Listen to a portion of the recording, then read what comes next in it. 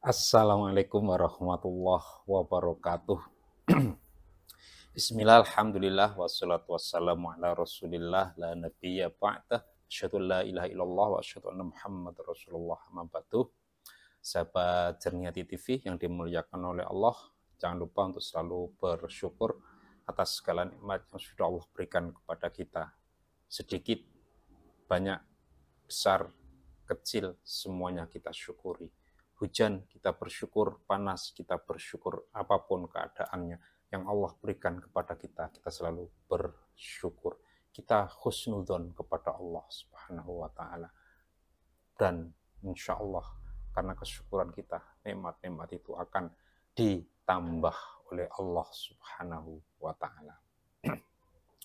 Sahabat Jernihati TV yang dimuliakan oleh Allah, kali ini kajian kita sederhana saja, yaitu tentang etika makan dan minum.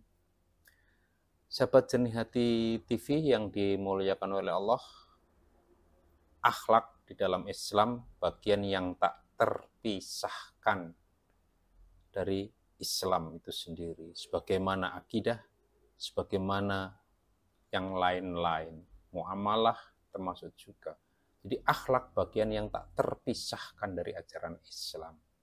Dan ketika berbicara akhlak, maka sebagai orang yang beragama Islam, sebagai orang-orang beriman, maka tidak ada panutan kita selain Rasulullah Muhammad SAW. Sebagaimana yang disampaikan oleh ayat 21 surat Al-Ahzab. Allah berfirman, a'udzubillahi minasyaitonir rajim. Laqad kana lakum fi Rasulillahi uswatun hasanah. Al-ayat. Sahabat Jernihati TV yang dimuliakan oleh Allah, ayat ini diawali dengan huruf lam dan qad. Ketika huruf lam namanya lam taukid seperti ini, dan juga qad ketika digandeng dengan kata kerja yang bentuk keterangan waktunya sudah lewat, maka bermakna litakid. Artinya la dan qad sama-sama mempunyai fungsi memperkuat pernyataan Allah, sehingga dimaksudkan bahwa sungguh benar-benar pada diri seorang Rasul itu, yaitu Nabi Muhammad SAW, uswatun hasanah. Karena sudah dinyatakan oleh Allah Subhanahu wa taala bahwa Nabi Muhammad SAW adalah uswatun hasanah, teladan yang baik, contoh yang baik dalam aspek kehidupan kita, maka sudah sepantasnya, sudah selayaknya kita juga menjadikan Nabi Muhammad ini sebagai panutan kita, tak terkecuali dalam hal akhlak dan etika kita sehari-hari. Nabi Muhammad SAW memberikan warning kepada kita soal etika makan, soal etika minum. Tentu bagi orang yang beriman, tanpa reserve, tanpa pikir panjang, pasti akan mengikuti seharusnya. Sahabat Jernihati yang dimuliakan oleh Allah, dalam satu hadis riwayat Muslim, Nabi Muhammad SAW memberikan pernyataan, memberikan warning kepada kita. La yashrabanna ahadum minkum qa'iman. La yashrabanna ahadum minkum qa'iman. Jangan sekali-kali salah satu di antara kalian minum dengan berdiri. Sahabat Jernihati TV yang dimuliakan oleh Allah, kita perhatikan hadis ini. Hadis ini khususnya pada lafal yashrabanna la yashrabanna. Hadis ini pada lafal la yashrabanna diakhiri dengan huruf nun yang ditasdid. Nun yang ditasdid ini disebut dengan nun taukid sakilah. Sesuai dengan namanya taukid, artinya nun ini bermakna litakid, memperkuat. Pernyataan Nabi Muhammad SAW, larangan Nabi Muhammad SAW tentang jangan minum sambil berdiri dinyatakan dengan kesungguhan. Jadi sama dengan laqad kana lakum tadi, ada lam dan qad. Nah, di sini pada ayat ini, pada hadis ini, ditambah dengan nun taukid yang sama-sama mempunyai fungsi lit takkid atau lit taukid. Artinya kita bisa memahami bahwa ketika Nabi Muhammad SAW melarang kita untuk minum sambil berdiri, kita pahami sebagai larangan yang sungguh-sungguh, bukan sekedar anjuran, tapi sungguh-sungguh melarang.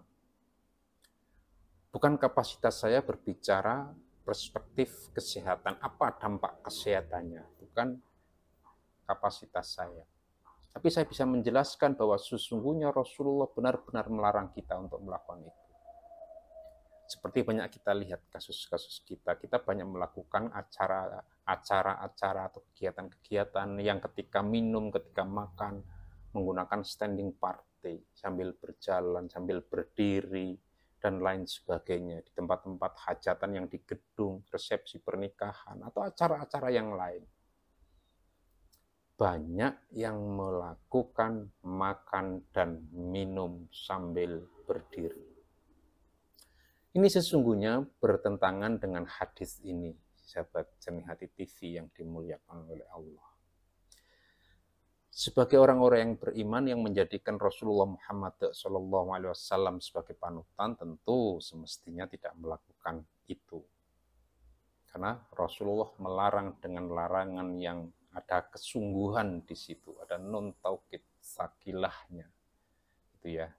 Jadi ini penting kita pahami, sehingga kita tidak lagi melakukan makan, minum sambil berdiri. Loh, itu yang dilarang kan minum, berarti makan boleh dong. Nah, dalam satu riwayat yang lain, dalam satu riwayat ketika Anas ditanya persoalan ini, bagaimana dengan makan ketika menangkap hadis seperti ini bahwa minum dilarang berdiri, bagaimana dengan makan? Kemudian jawaban Anas, apalagi makan, wah itu lebih berat lagi gitu.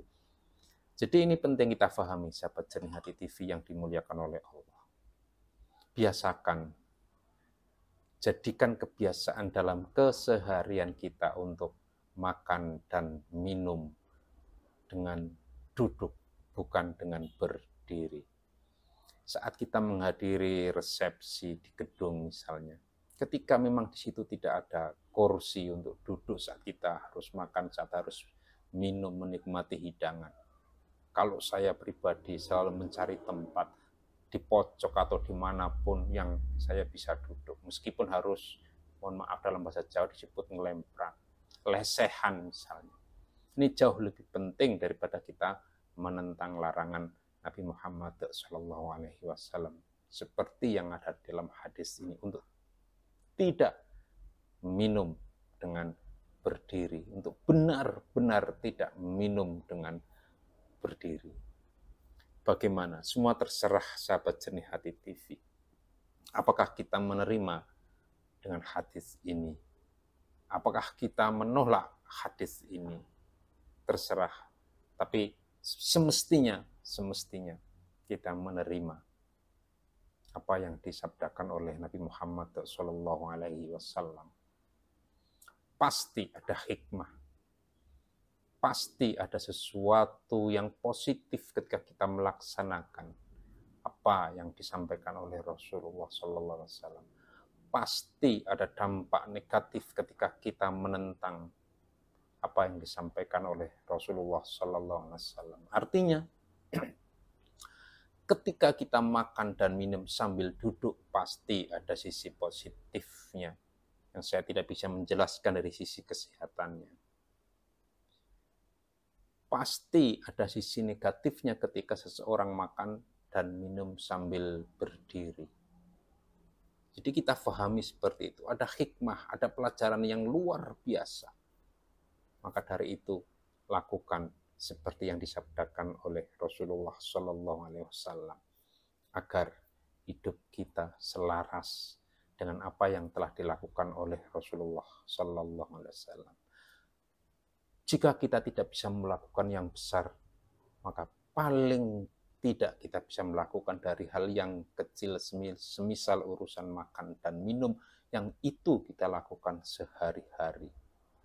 Bayangkan, dari yang kecil ini misalnya dalam tanda kutip tanda kutip kita anggap sebagai sesuatu yang kecil, kemudian kita lakukan setiap hari paling tidak sehari 3 kali, itu kalau kita makan nasi, belum lagi makan snack, belum lagi minum ini, minum itu, dan lain sebagainya. Berapa banyak aktivitas makan dan minum kita. Artinya, jika ditotal dalam satu hari sekian kali kita melanggar apa yang disabdakan oleh Rasulullah SAW.